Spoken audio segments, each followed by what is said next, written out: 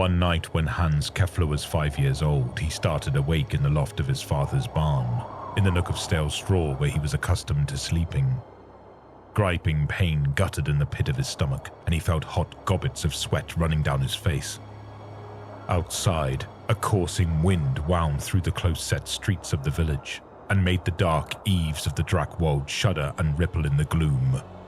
Moore's Leap was ripe and full, and as he tottered out of the barn into its ugly light, peeling back his threadbare shirt to paw helplessly at his chest, the glow of the Chaos Moon picked out the mottled pattern spreading across his bare skin.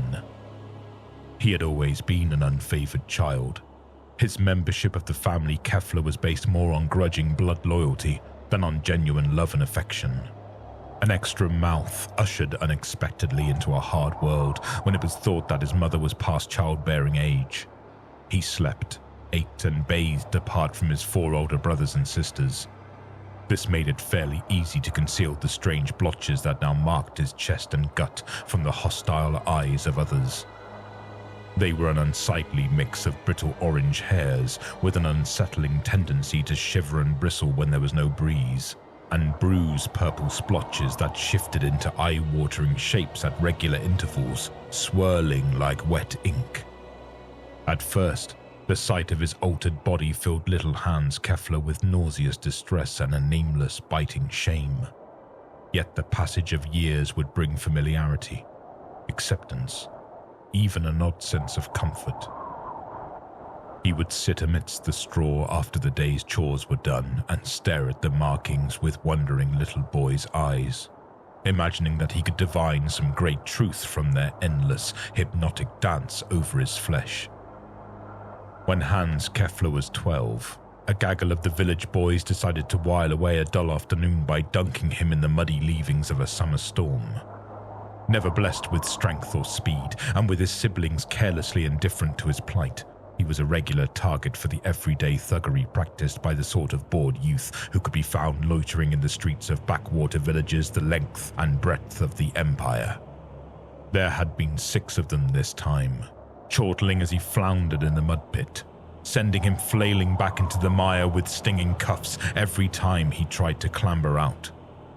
It was not the first dose of petty misery they doled out to him over the years, but that day the humiliation had woken something that seethed furiously inside him, frustrated anger and shame filling up his mind with a hot, sharp clarity.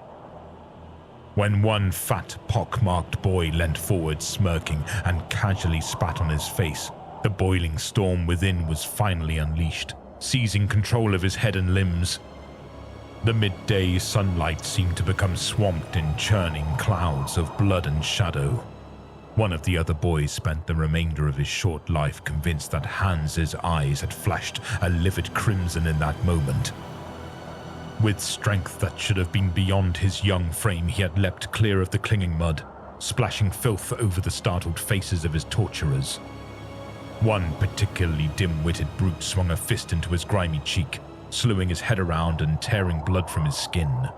Hans reacted by screaming an oath in a language that no one in the village had ever heard before and clawing up handfuls of the oaf's jerkin, hauling him off his feet and flinging him to the ground with enough force to snap his arm beneath his own falling bulk. The podgy, disfigured boy darted at him, but Hans's fist took him squarely under the chin and hurled him into the side of the nearest house with a ringing crash that shook splinters from the shutters. As the other boys shied back, he wheeled and fell upon his first target, powering his fists into that squirming figure until blood from both of them mingled on his knuckles. Someone cracked a stick across the back of his head, and sense melted down into a red blur of pain and hate. When he came to himself, his whole body was quivering like a sapling in a gale. His knuckles were all but stripped of skin, and the whole gang were laid out whimpering and twitching about him. That night, as he sat in the barn loft and tended his wounds, he saw that the backs of his forearms had sprouted glossy red fur, like the pelt of some exotic beast breed. When Hans Keffler was 17, he became briefly and fiercely infatuated with Mika, one of the village girls. The village boys had long since learned to avoid him, cringing nervously in his presence, yet unfortunately the girls had never learned to do the opposite. As Hans bent to his chores in the fields, he peered at Mika, studying her. She seemed to shimmer with a youthful joy such as he had never known, her cheeks blushing with a rosy sweetness as she laughed with the friends and chaperones that surrounded her. It was as though she was a princess at some court affair in Altdorf, and not a peasant girl washing homespun garments in a stream that gurgled along the shadowed verge of the Drackwald. Hans stewed with newborn lust. The sunlight seemed to form a hazy crown above Mika's smiling face, while her streaming black hair became a glossy mantle that melted into the darkness of the forest behind her. The next day, he approached her as she slipped back down to the stream amid the gathering shades of evening to meet another of the village boys. When the dull-eyed lad saw Hans glaring at him out of the dark, he squirmed, averting his eyes from Mika, and slunk away, muttering excuses to himself. Mika lingered, staring with curiosity at the unkempt but not unappealing boy of who so much was whispered in the village. She approached him gingerly, feeling a strange thrill of mingled fear and excitement as she saw the old luster in his eyes. She let slip a shrill giggle as he pawed clumsily at her hand. Hans Keffler did not know how to court. His innocent directness was refreshing after the sly and knowing approaches of the other youths, but Mika's interest quickly faded as the despairing hunger behind his level stare started to feel more unsettling than exciting. She wriggled out of his grip and turned back towards the lights of the village, shaking her head as if to clear her strange thoughts away like so many cobwebs. With a guttural cry of desire, Hans wrenched her back around, straining the fabric of her sleeve. His eyes were blazing pinkish-red sparks in a face that was warped into a leering grimace. Foul and misshapen things reared over his shoulders, discolored flesh glistening as they snickered through mouths of needle teeth. Mika's young beauty became a stricken mask of white dread. Wild with terror, she tore away from this boy who was not a boy. Her sudden scream snatched by a rising gale. Out of her mind with fearful loathing, she fled thoughtlessly into the deeper dark of the Drackwald itself, where yet grimmer suitors waited to claim her. That night, a storm of rare power lashed the village and made folk cringe and shiver in their beds. Shutters were ripped loose, and freezing water scourged into homes, bringing chills and fever with it. Several trees were brought down. One thick trunk fell onto the house of the dim youth who had been Mika's original assignation, crushing him and his younger brother into a grisly paste where they lay, while mad voices hooted mockery on the wind. Framed in the splayed shutters of the barn loft, Hans howled his frustration into the thunder, a raving fiend lit by the cruel green light of Morslieb. He could feel fresh growths spiking eagerly out of his skin, his shirt quivering as obscene life boiled beneath it, and screamed all the louder. Mika was never seen again. When Hans Keffler was 20, plague came to the village, borne on a rank wind from out of the deep woods. The local initiate of Moor was among the first to weaken and wither, retching soundlessly as blossoming boils tracked pus across his cheeks. Without the holy man's guidance, the business of tending the village's many dead and dying quickly broke down. Men and women simply lay groaning in the streets, their bodies oozing pestilence. One wretch, stumbling through the village in the throes of his fevered anguish, fell into the stream and poisoned it forever, turning its waters rank with frothy green scum. The other members of the Keffler family had all perished by the end of the third week of death. A neighbor found them slumped over the meal table, staining the wood with the filth that trickled out of their ruptured faces. Hans Keffler's father lolled in his chair, his eyes bright with pain and horror, slack mouth dripping some nameless foulness. His dead gaze was fixed upon his youngest son, who stood in the corner of the room, swaying on unsteady feet, his face clearly stamped with the marks of plague. Yet he was alive, eyes glittering, He had sweated through his clothes and was naked from the waist up, revealing to the eyes of the surviving villagers the multiplying alterations that had taken root in his muscled body. They came at him then at long last, freed from restraint by his family's passing and the confirmation of every vague suspicion, every gnawing fear. The tines of a pitchfork left twin bloody punctures in his side. The swipes of a club split his scalp and peppered the floor with a quarter of his teeth. A wild lunge with a carving knife pierced his arm and tore a gargling screech from his dripping lips. Yet he still had the strength to fling them aside and tear out of the home that had never been his. The village tanner threw himself onto Hans's back, trying to drag him down. Hans threw him off with a slobbering snarl and stamped down hard, leaving the tanner yowling in the dirt, curled around his broken bones. Trailing blood and more unsightly fluids from his various rips and gouges, Hans tottered away through the trees, chased by vengeful screams and yells until he lost himself amidst the Drakwold's twisted depths. He spent the first 2 days of exile alone, blundering about in the near dark. Roots snarled his feet and branches whipped his face. He found the half-chewed carcass of a deer and tore strips of meat out of the glistening mess with his waxing beast strength, gagging it down. He sucked moisture off clammy leaves and lapped at murky forest pools. He lived, though the chaos plague still bubbled in his innards and his injuries made him dizzy with pain. His changed flesh somehow healed itself, the wounds sprouting into fresh growth or simply hardening into a brittle reddish-black crust. When he woke in the early hours of the 3rd day, shaking and gasping amidst the crooked roots of a dead tree where he had lain down in dazed exhaustion the previous night, he realized that something was different. Though it was still half dark and his eyes felt strangely sore, he could see much farther than previously, his gaze effortlessly plumbing the brooding Darkwold shadows. He looked down at his body and saw that the marks of mutation had spread to cover all of him. His toes had fused into hoof-like stubs, his limbs were shaggy with fur, and he could feel odd, bony contours on his plague-scarred face. The pestilence that had doomed the village seemed to have been seared from his veins. He felt alert, alive, gripped by a yearning that sent him loping ever deeper into the woods at a galloping pace. Green light slithered through the canopy and lit the trail, and the undergrowth trembled with an eager susurration. As he drew nearer to the forest's heart, he began to hear a hungry heathen drumming somewhere ahead of him. Above Hans Keffler's malformed head, Moor's Lieb swelled from behind the tatters of cloud that formed a black halo for its leering light. Fireglow flickered ahead of him, and the drums boomed louder, quivering the leaves. He pushed himself onward, his belly fiery with sudden hunger. Dark scales bulged out of his upper back and rippled down his spine. He could feel his skin shift and thicken.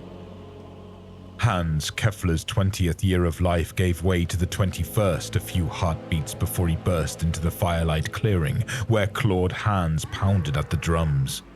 His wandering eyes took in the wild and demented scene. 100 gruesome figures bellowed and keened in the trampled clearing. Burly creatures with the bodies of circus strongmen and the heads of goats pranced around the fire pit, hollering hoarse praises to the chaos moon. Altered shapes of every description crowded together, feasting, chanting, coupling and worshipping before the 4 crudely carved idols that loomed above the flames. Here, a woman with the features of a great bird, complete with a serrated beak smeared with grease and blood, mated frantically with a squat man whose forearms were twin nests of twining fronds and whose head sported misshapen antlers. Above them, one of the idols, an androgynous shape splashed with garish paint, seemed to leer down appreciatively. There, a wiry man with snapping mandibles was locked in a knife fight with a hunchbacked beast thing before another idol, whose carved mane was dark with dried blood and whose haunches were half buried in piled bones. Hans Keffler's fading humanity told him he should be terrified and sickened by this lunatic spectacle, but the thought had little weight behind it. His blood ran hot, and his brain boiled over with mad joy, smothering doubt and fear and pain. A comforting heat spread through his limbs. For the first time in his sorry life, he felt that he was in the place where he was supposed to be. One of the goat-faced creatures emerged from the throng, wrapped in tatty skins, fetishes swinging around its neck. Heads turned as it loped towards him, spitting and growling. He read its intent in its bestial face long before it hefted a bone-handled mace and aimed a whirring blow at his head. Time turned to ooze. The mace crept through its arc, so slowly that he could almost see the air buckle and part around it. The mutated throng were frozen, a forest of ghastly effigies. He looked past them, past the hate-filled eyes of his assailant towards the four idols. They seemed to smile at him, willing him on. He smiled back. The mace hissed through empty space and thumped the earth. The beastman stumbled, unbalanced. Hands moved with liquid predatory speed, dodging around behind it and taking its horned head in a pitiless grip. His arms clamped into place like a vice, cutting off its bark of denial. He breathed in the stench of its greasy fur as he broke its neck with a single convulsive twist. Hans stood over the body of his victim, panting with sudden weariness as the crowd studied him inscrutably. All he could hear were the crackle of the fire pit, the moan of the wind and his own harsh breaths. Abruptly, a second beastman pushed free of his fellows and hobbled up to Hans. The creature held a crook of blackened wood in one hand and wove the other through the air in an intricate series of gestures that seemed to leave faint, swirling traces of darkness where they passed. The beastman's eyes were shadowy hollows, giving no clue to whatever thoughts lay behind them. Hans studied it warily, marshalling his strength for another kill. The beastman bared its fangs at him in a rictus smile. "Welcome home," it croaked. "Brother." Over the eventful months that followed, Hans Keffler carved intricate designs into his altered body, honoring the gods as he had honored them his whole life without knowing it. He found further rivals within the tribe, strutting braves eager to rend and maul their way to dominance, and he splashed their blood over the idol of corn. He coupled with beast women by the dozen, glutting himself on their acrid stink. With each rising of Morsleib, his strength swelled and the chaos moon whispered more secrets into his mind. The survivors of the village sprawled warily about. Grandfather Nurgle had gorged himself on the putrefying husks of their loved ones, and those who his whim had spared lay in darkness, eyes bleached of tears, faces and bodies wasted with grief. They felt only the faintest, dullest pangs of dread when the beasts rushed from the forest's edge and fired their homes while they were still inside. A few even remained still, sagging with impossible exhaustion as the flames lapped over their limbs, incapable of even a token effort to save themselves from its cruel touch. Those that staggered into the night air to be cut down didn't recognize the warped figure leading the horde as the strange little boy they had once known. Now he bellowed war chants as he strode at the head of his beast brothers, clad in shining brass. When Hans Keffler was 106, he returned to the dead ground where the village had once stood. He was newly returned from his holy quest to the uttermost north and now marched in the armies of chaos. His regiment did not camp there long. There were scant pickings to be had in that desolated region now.